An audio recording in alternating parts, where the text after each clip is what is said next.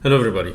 In this video we're going to start in the fourth chapter in the textbook, which is chapter number 25 in the mass transfer part, of course, and it is about unsteady state molecular diffusion. So what we're going to do in this chapter is to study the same process or the same equation of the continuity equation in case of unsteady state.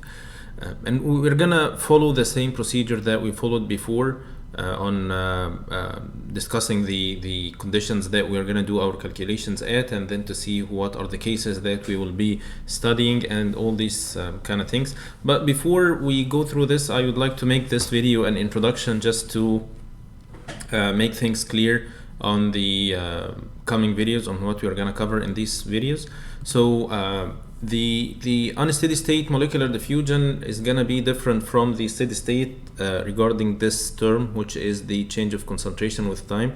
So this is not going to be zero as we used to do before, and if this is the case, then we will have more than one independent variable. In this case we will have time and we will have space variable, either it's z, x, y, r, theta, whatever the variable is.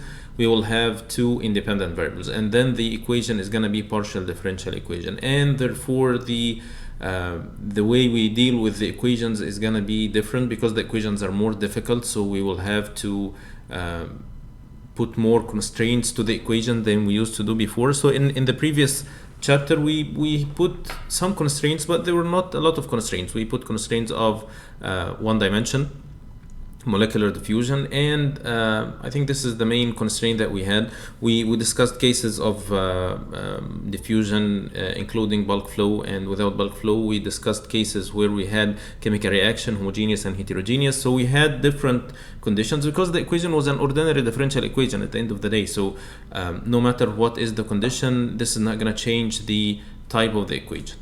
The equation shape will change, of course, but it's still an ordinary differential equation. But here, because we have a partial differential equation, this is going to be more difficult, and that's why we'll have more constraints to the equation. The constraints that we have will be no chemical reaction, so Ra is equal to 0. We'll have no bulk flow, which means that the flux will not have this term of the bulk flow term, which is the y multiplied by the summation of x.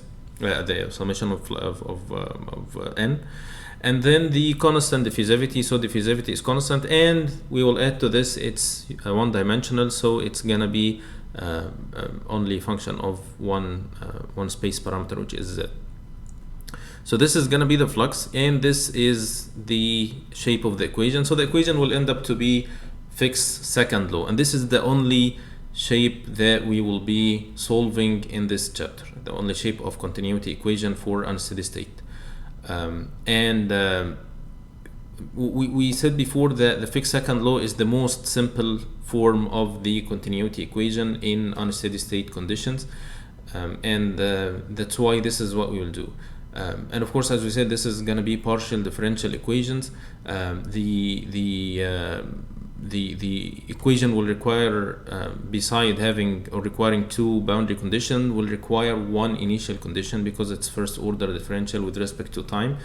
And the solution of differential equation or the partial differential equation is highly dependent not only on the shape of the equation but also on the boundary conditions. And this is a very, very critical point here, that the boundary conditions will have a great impact on the way of solving the equation, and we will see this in the two cases that we will cover in this chapter, and one of them will require some mathematical tools or mathematical tricks that we need to do so that we can solve the equation. And this tool is called Laplace transform, which is a mathematical method of solving differential equations in general. And it's used for other things, but it's for our purpose here is for solving differential equations. So I'm gonna make the next two videos about the tools or the functions or the mathematical concepts that we need to understand and be aware of before we go through the solution of the equations, so that we are aware of these tools and understand what they mean and what is their function, and how we use them, and to apply them on simple cases before we go to the actual cases that we will be covering in the course.